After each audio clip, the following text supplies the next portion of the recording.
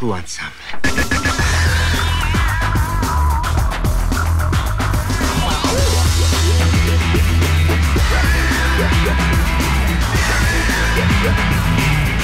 You'll make my day. That's a good one. Make my day. Bonjour et bienvenue dans cette opération frisson spéciale. Attention, hasta la hora de tocar la guitare.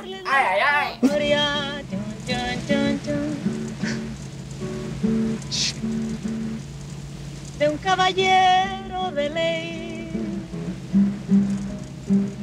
Et ouais, cette semaine, on va enfin se la jouer Chicano badass en plongeant notre gosier défoncé à la tequila dans le terreau le plus fantasmatique de la criminalité poisseuse et accessoirement de la misère humaine.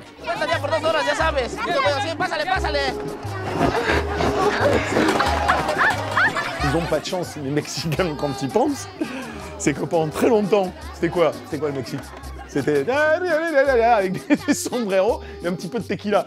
Maintenant, l'imaginaire des gens chez le Mexique, c'est quand même des gros connards qui se mitraillent dans la rue avec des flics habillés comme Terminator, où il y a des enlèvements toutes les 3 secondes, où il y a que des putes et des toxicos dans la rue, où tout le monde est défoncé, où les ricains viennent faire la fiesta et se foutre à poil sur les plages de Cancun.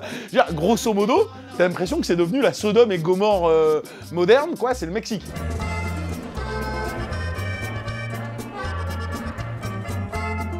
That's been playing for 6 fucking hours. Torture by mariachi. Mais ici, pas de blaireau faussement rebelle à la Rodriguez, pas de mariachi tout pourri sorti d'une pub Tahiti douche, ni d'abrutis californiens excités par 2 tétons sur les plages de Cancun. Non, là on fonce tête baissée, lunettes de soleil en étendard et tout irrité par les morpions dans le Mexique poisseux et corrompu, devenu Eldorado assumé des réalisateurs les plus couillus et les plus indomptés de leur génération.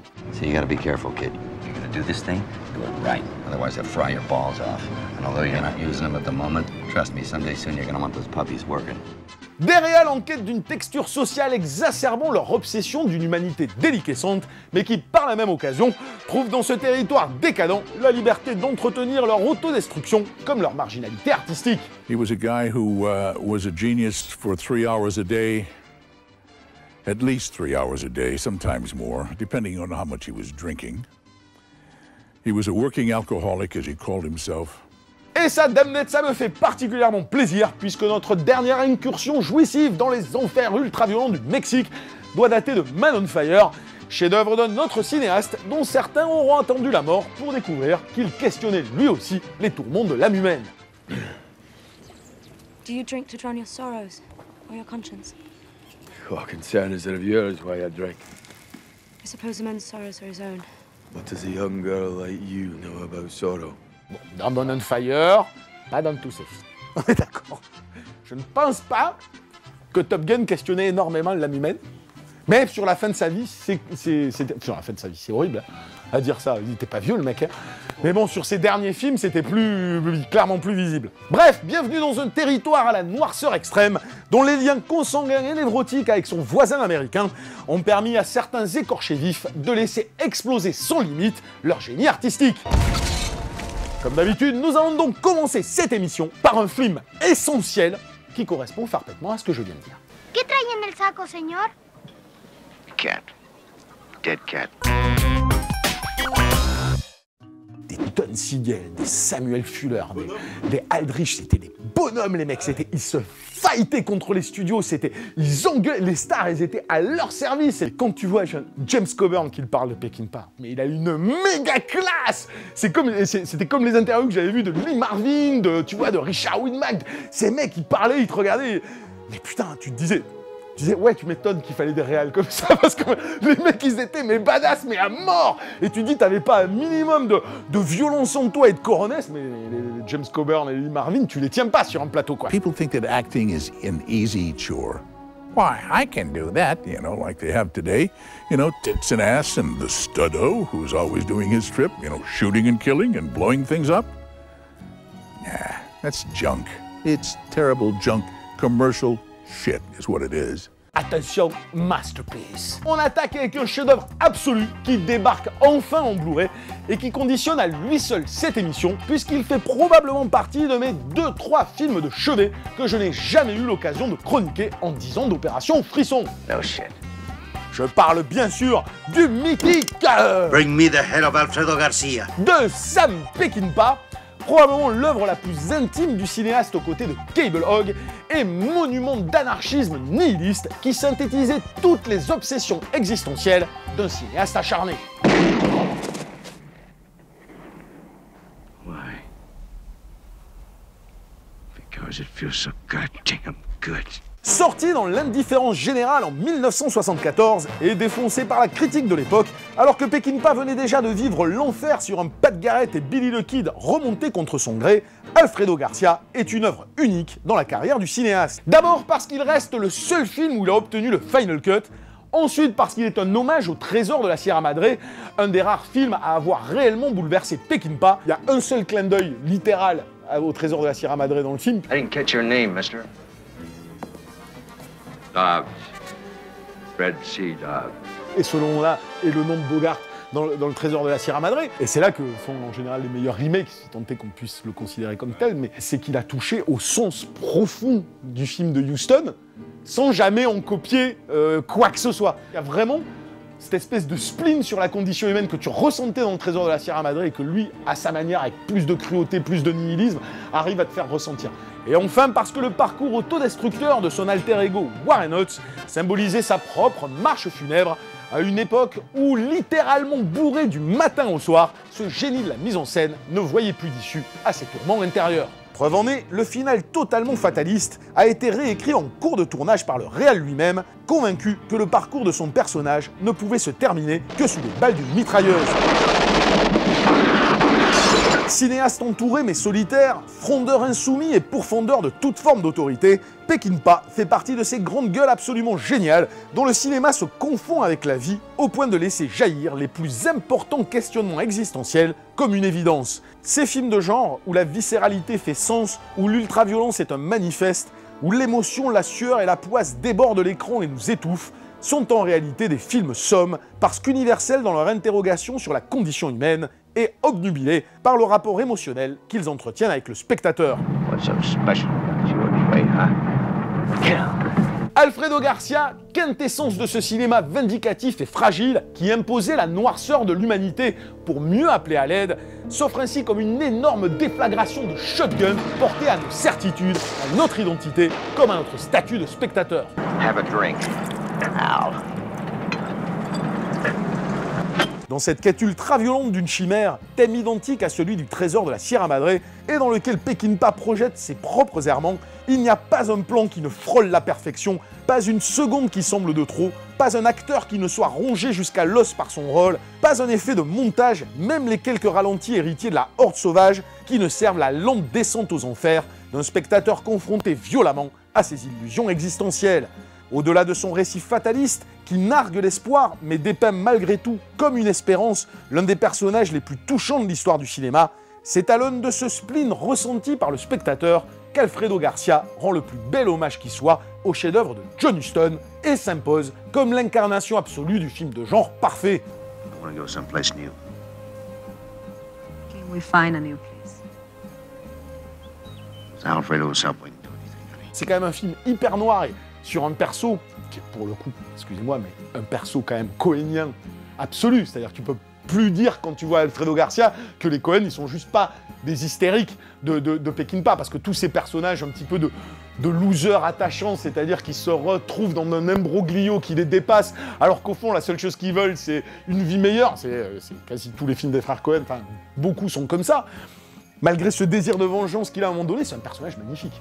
C'est d'une beauté, c'est un personnage presque où t'espères que l'être humain puisse toujours être comme ça, comme une espèce de quête d'une chimère qui est la même que celle de Peckinpah lui-même, et ça te fait toucher à un truc que tu peux pas analyser, tu vois, et où tu dis, tout le monde peut se reconnaître dans les errances dans ce bonhomme. Il y a une universalité là-dedans qui est bluffante. Bon, je pourrais continuer 10 minutes à enquiller les superlatifs dans ce film comme l'œuvre sans concession de Peckinpah et fondateur de mon amour du cinéma de genre, En réalité, il n'y a pas de mots. Il n'y a pas de mots. En réalité, il n'y a pas de mots. Il n'y a pas de mots pour décrire un cinéma qui s'exprime par les tripes et s'adresse au tréfonds inconscient de l'âme. What's done is done. Right? It's finito. Voilà, il y a juste une petite chronique de merde qui dure vraiment pas assez longtemps, mais j'espère au moins qu'elle pourra convaincre en tout cas ceux qui n'ont pas eu la chance encore de le voir, de courir l'acheter les yeux fermés, mais alors direct, sans se poser de questions, parce que vous allez prendre une leçon de mise en scène comme le cinéma aujourd'hui ne nous en offre plus. Each film he made was a sacred enterprise. He devoted not only his time and attention, but his heart and his being to each of those films.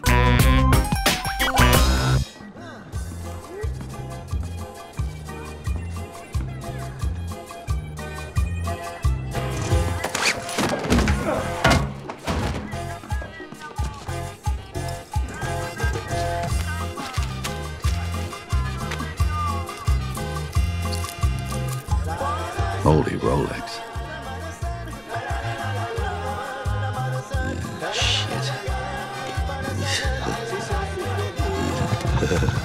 On continue dans le sordide Made in Mexico avec un direct ou DVD complètement zarbi, mais animé par le même désir de rentrer dans l'art du système. Une volonté frondeuse qui prend la forme d'un gros doigt d'honneur jeté à la gueule de ses contemporains par un sale gosse en mode revanchard. You look like you have really small feet, and these are size 11. Pas étonnant quand on sait que Get Gringo es una película interesante. D'Adrian Grunberg, c'est pas facile à dire, est un projet porté, interprété, écrit et produit par le blacklisté le plus détesté d'Hollywood, indénarrable bourman fan de blagues antisémites et de pain dans la gueule de ses ex, j'ai nommé Mel Gibson. What the fuck are you looking at? Mais ce con a beau tout faire pour qu'on le déteste, sa profession de foi cinématographique parle toujours autant à mes coronets et je ne peux m'empêcher de la trouver attachante. If I was gonna survive in this place, it was time to do what I was good at.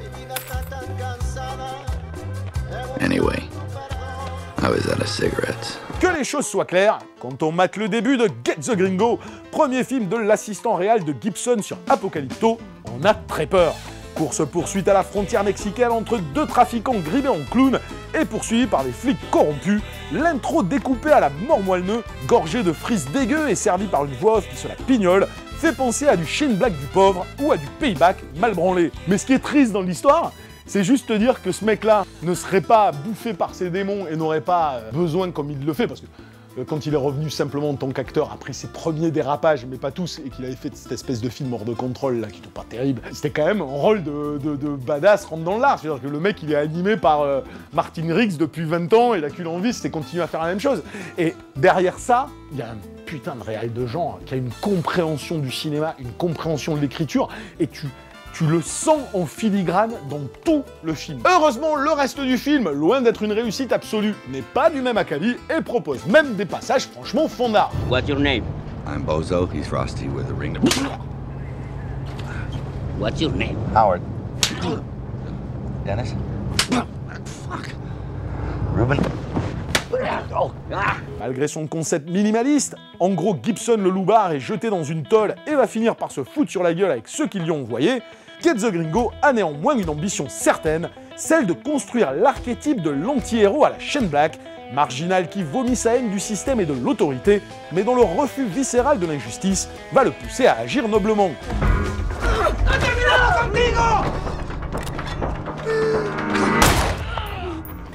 Enfin presque, puisque Gibson et le réal prennent un malin plaisir à jouer la carte du politiquement incorrect à outrance. De la tôle en question, peinte comme un enfer décadent peuplé de putes dégoulinantes, de toxico-édentés et de cousins du sergent Garcia au trône pas possible, à l'enchaînement de dialogues crado en passant par une violence trash assumée en gros plan, le film s'impose comme un défilé de provoques parfois gratos qui se planquent derrière le sourire narquois d'un Gibson qui, visiblement, s'éclate à chier sur la gueule de ses contempteurs en perpétuant un réquisitoire par moments lourdingue pour un cinoche badass qui sent du slip. Ce qui évidemment produit des scènes marrantes, mais a parfois tendance à frôler la bouse à la Rodriguez, comme cette fusillade débile au ralenti contre trois cow-boys ridicules. En l'état, on regarderait le film l'œil vaguement amusé, comme une série B de Steven, si Get the Gringo ne devenait progressivement viscéral et émouvant, et détonné par l'évolution particulièrement bien amenée de son personnage principal. En réalité, élagué de ses oripeaux de sale gosse vachard, Get the Gringo tient tout entier sur la relation qu'entretient Gibson avec un jeune gamin et sa mère, qui deviennent progressivement les enjeux centraux du récit. A man who won't level with you, it's a man you can't trust. You don't ever talk to me again. Get lost, kid. Un trio ultra galvaudé que Gibson réussit pourtant à construire avec une finesse étonnante jusqu'à produire une identification telle que la seconde partie du film devient immersive et par instants bouleversante. Quand les personnages, donc on tombe dans vraiment on fait du mal à la nana et au gamin et que tout d'un coup on tombe vraiment dans le drame avant que lui se révèle et fasse son dernier baroud d'honneur pour les aider, les mecs ils vont jusqu'au bout de chaque scène. Et c'est ça que j'ai kiffé, c'est-à-dire qu'à un moment donné, tu regardes la scène avec le gamin, tu fais non, putain, c'est hardcore. Et t'es impliqué parce qu'il t'a super bien amené la relation avec le gamin, avec la nana. Et ça, c'est super bien fait. À tel point qu'on regrette les penchants pour la pantalonnade facile, qui ne servent finalement qu'à régler des comptes avec l'ostracisme hollywoodien dont Gibson est victime, quand la seule histoire de ce loser soudain pris d'empathie pour un enfant suffisait à produire quelque chose de puissant.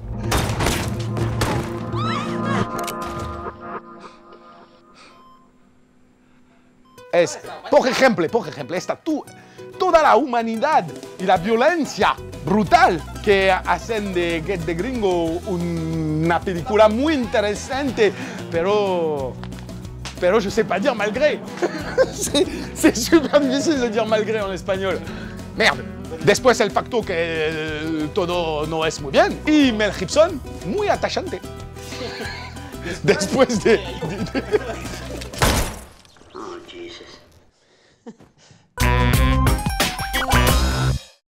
Ah, et on finit avec un grand film qui n'a rien à voir avec le Mexique.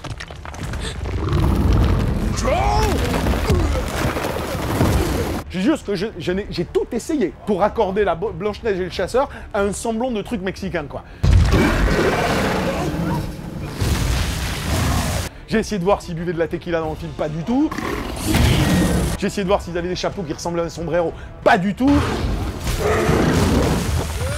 J'ai essayé de voir s'il y avait des drogués, des trafiquants de drogue, pas du tout. Un peu de moustache, mais bon, c'est un peu limite. Pour finir, je me lance dans un grand écart facial à la Jean-Claude, puisqu'on quitte les gringos bourrés qui vomissent leurs tacos, pour s'intéresser à la blancheur cadavérique d'une donzelle, je sais, ça fait peur, dans un blockbuster pour ados inspiré de très loin par les contes de Grimm. Je parle bien sûr de Blanche-Neige et le chasseur. J'ai pas la jaquette. Premier film du pubard Rupert Sanders, adulé par ceux qui craignaient un nanar pour ados décérébrés et probablement honni par ceux qui espéraient un spin-off de Twilight. Mais comme pour tout dans la vie, et surtout dans celle de François Hollande, il y a un juste milieu.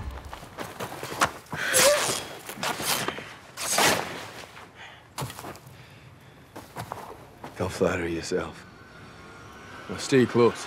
Alors c'est sûr, j'avoue, je confesse que je faisais partie des connards qui ne sont pas allés voir ce truc en se disant, avec des préjugés imbéciles, qu'au vu des têtards en tête d'affiche et d'un titre qui fait penser à une foire à tout pour pisseuses fans de Ken et Barbie, il allait forcément s'agir d'une bouse intergalactique à la sauce Hunger Games. Monumentale erreur, car quelle ne fut pas ma surprise de découvrir une vraie production design, pas un truc tourné dans un bois avec des bouts de plastique façon Hunger Games, quelques jolis plans, pas des cadrages d'Eric pour dyslexique façon Hunger Games, et un traitement plutôt captivant, en tout cas jamais aussi à la ramasse, chiant et prétentieux qu'Hunger Games. En même temps, vous me direz, c'est difficile de faire plus pourri qu'Hunger Games, je vous l'accorde. Arrêtons donc cette comparaison foireuse qui ne sert pas Blanche-Neige et le chasseur, dont je ne me ferai jamais au titre, que les choses soient claires. Projet improbable qui a l'ambition de mixer le conte onirique, l'heroic fantasy, la love story pour ados, vas-y que je te rajoute du drame épique, que je dois moderniser le booby-boulga, que j'essaie d'être mature pour les geeks toulousains, mais pas trop quand même pour pas effrayer la pisseuse, etc. À trop ménager la chèvre et le chou et en se foutant tout seul la pression pour qu'on prenne grave la chose au sérieux, Blanche-Neige a tendance à partir dans trop de directions, à compenser ses errances par une surenchère d'effets, à forcer le lyrisme sans toujours y parvenir et à s'alourdir lui-même à force de ne pas choisir ou de vouloir trop contrôler ses débordements.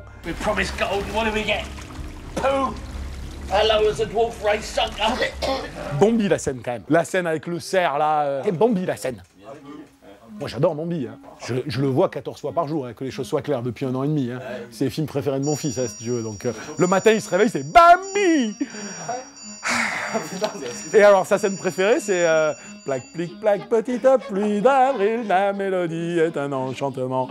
Et alors ça lance, ça passe en boucle. Et il est mort de rire. Il est mort de rire parce qu'il y a des gouttes qui tombent sur la tête de Bambi, alors ça l'éclate. Voilà, et moi je connais la chanson par cœur. Je suis en train de devenir fou. Voilà, ça rend fou. Non mais là ça m'a rendu fou, tu vois. Il y a des moments où je sais plus quoi faire, ça me rend dingue. J'ai envie de casser la télé. Et l'autre, il est tellement en admiration devant Pampan et Bambi. Plastic fairy music. Yeah, this film needs plenty of motion. Tel est le cas de cette aventure très honorable, mais un peu fade, tirée vers le haut par un respect des codes mythologiques, un effort porté à sa fabrication, une atmosphère par instant envoûtante, mais plombée par quelques acteurs improbables, un montage indécis qui du coup traîne en longueur, et surtout, hélas, un manque flagrant d'inspiration artistique. Very sorry. As am I, princess. As am I. Car si tout cela est très bien fait, jamais la réinterprétation visuelle du mythe ne s'inscrit en dehors des standards imposés par des succès antérieurs. Le film lorgne tellement du côté de Peter Jackson et des figures imposées du film d'aventure moderne qu'il ne trouve guère une réelle singularité.